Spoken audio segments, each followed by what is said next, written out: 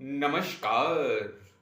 जैसा आप जानते हैं हम पढ़ रहे हैं मैथमेटिक्स गणित विषय। तो इसके बारे में और कुछ कंसेप्ट पढ़ते हैं, नए नए टॉपिक पढ़ते हैं। तो आइए चलते हैं बोर्ड की तरफ। Thank you. हम पढ़ रहे हैं pair of linear equation in two variable. कितने वेरिएबल है? टू वेरिएबल है। और क्या है? लीनियर इक्वेशन पेयर है। तो अब देखिए स्टैंडर्ड फॉर्म क्या होती है इनकी।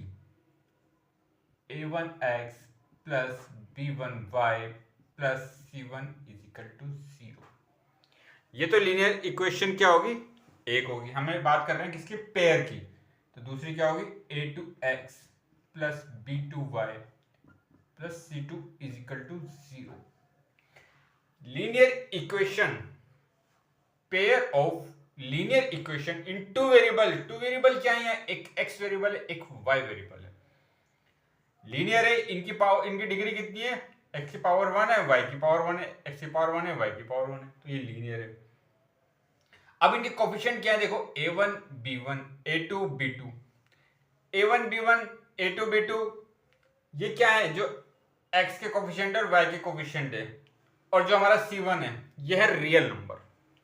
अब आप देखिए, जब इन इक्वेशन को हम सोल्व करेंगे, इनका सॉल्यूशन निकालेंगे और ग्राफ में प्लॉट करेंगे, तो इसकी भी एक स्ट्रेट लाइन आएगी, इसकी भी एक स्ट्रेट लाइन आएगी। जब इन दोनों ग्राफ की स्ट्रेट लाइन आएंगी तो उसमें अलग अलग कंडीशन आती हैं। पहला आता है हमारे पास इंटरसेक्टिंग। फर्स्ट क्या है? इंटरसेक्टिंग। देन तब क्या करेंगे?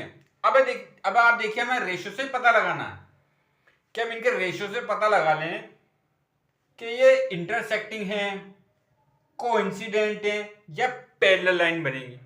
इसकी एक स्ट्रेट लाइन बनेगी, इसकी स्ट्रेट लाइन बनेगी। जब इनको ग्राफ में प्लॉट करेंगे तो वो इंटरसेक्टिंग होगी, पैरेलल होगी या कोइंसिडेंट होगी। अगर वो इंटरसेक्टिंग होगी तो उसी कंडीशन हमारी क्या रहेगी? वो रहेगी a1 upon a2। a1 upon a2 is not equal to b1 upon b2। इसमें क्या है? जैसे ये इंटरसेक्टिंग है, ये एक स्ट्रेट लाइन है, ये एक स्ट्रेट लाइन है, ऐसी बनेगी। और ये एक पॉइंट पे क्या कर रही है? इंटरसेक्ट कर रही है। एक पॉइंट पे इंटरसेक्ट कर रही है तो उसके क्या है? यूनिक सॉल्यूशन होंगे। ठीक है, यूनिक सॉल्यूशन होगा इसका एक। और कंडीशन क्या है? a1 upon a2 is not equal to b1 upon b2। अब सेकंड कंडीशन क्या आती है? या तो इंटरसेक्टिंग हो या फिर क्या होगी? कोइंसिडेंट।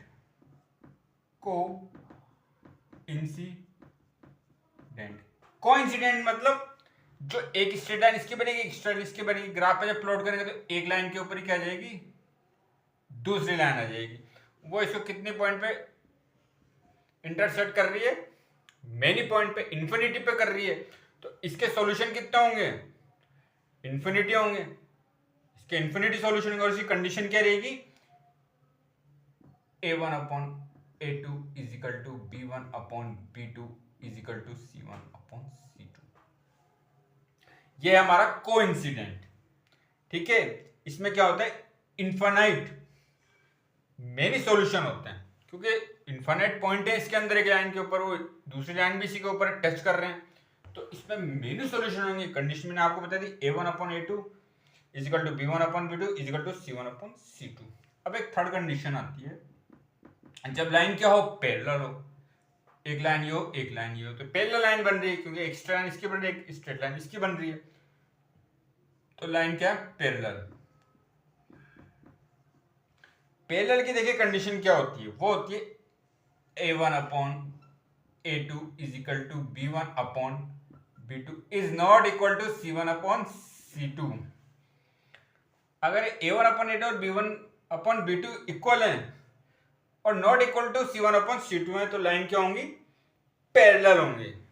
अगर अब लाइन हमारी पैरेलल है तो आप एक चीज देखिए, जब लाइन पैरेलल है तो इसमें सॉल्यूशन होंगे ही नहीं।